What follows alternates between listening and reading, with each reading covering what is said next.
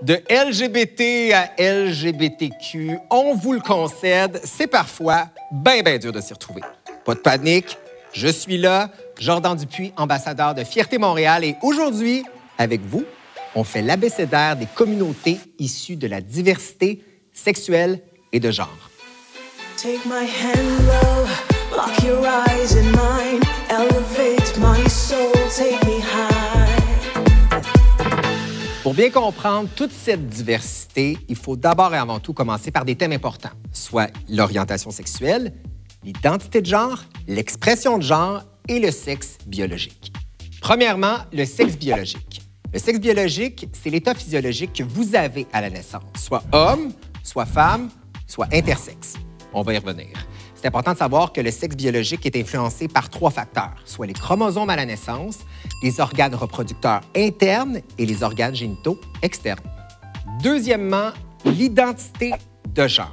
Ça, l'identité de genre, c'est comment vous vous sentez à l'intérieur de vous, soit homme, soit femme, soit les deux, ou soit ni un ni l'autre. C'est important de savoir que l'identité de genre n'a absolument rien à voir avec votre sexe biologique. Et troisièmement, l'expression de genre. L'expression de genre, c'est la façon que vous décidez, vous, de vivre ça au quotidien, de vous exprimer et de vivre votre identité.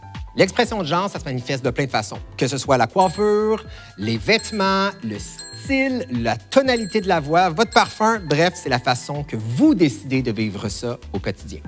Et l'orientation sexuelle, on va faire ça simple, c'est la personne avec qui vous décidez de passer votre nuit ou votre vie dans la chambre à coucher ou dans votre cœur. En résumé, votre identité de genre, c'est comment vous vous sentez à l'intérieur et votre expression de genre, c'est comment vous décidez de le vivre au quotidien. Pour ce qui est de l'orientation sexuelle, c'est avec qui vous avez envie de passer la nuit ou la vie. Êtes-vous prêts? Parce que ça part maintenant, le grand lexique de la diversité. Les personnes à genre, ce sont des personnes qui n'ont pas de genre ou ne s'identifient pas à une identité de genre. Les alliés, on les aime, ce sont ceux qui défendent et militent pour des causes qui sont autres que leur propre communauté. En gros, c'est nos amis, notre famille, ceux qui nous aiment. Les androgynes, ce sont des personnes dont l'identité de genre se situe entre les deux pôles, soit ayant des caractéristiques masculines et féminines. Asexuels, ce sont des gens qui ne ressentent aucune attirance sexuelle pour personne. Ça ne veut pas dire qu'ils n'ont pas d'affection. Ça veut juste dire qu'ils n'ont pas envie d'aller sous la couverte. Les personnes au genre fluide, ce sont des personnes dont l'expression de genre varie et oscille entre leurs différentes identités de genre. Les bicurieux et les bicurieuses, ça, ce sont des gens qui ne s'identifient pas comme bisexuels, mais qui, parfois, ont le goût d'avoir une relation sexuelle ou affective avec quelqu'un du même sexe qu'eux. Les bisexuels, ce sont des personnes qui sont attirées par des personnes du même sexe qu'eux ou du sexe différent. Les bispirituels, ça c'est bien intéressant parce que c'est un terme autochtone qui désigne les personnes dont l'identité de genre, sexuelle et l'orientation sexuelle est à la fois masculin ou féminin.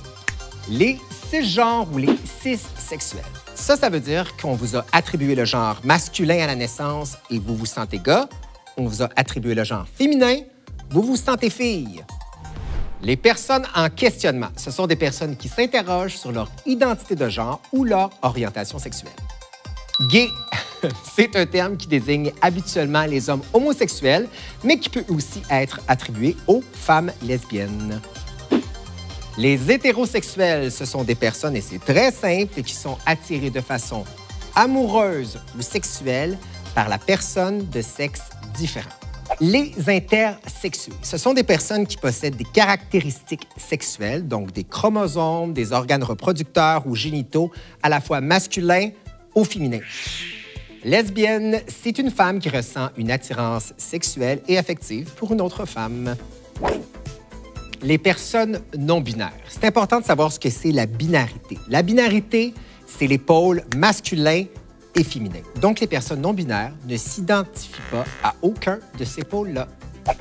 Les pansexuels, ce sont des personnes qui sont attirées de façon affective ou sexuelle par tout le monde. Queer, c'est toute idéologie, pratique, identité qui va à l'encontre de la norme sociale établie par la société, soit l'hétéronormativité.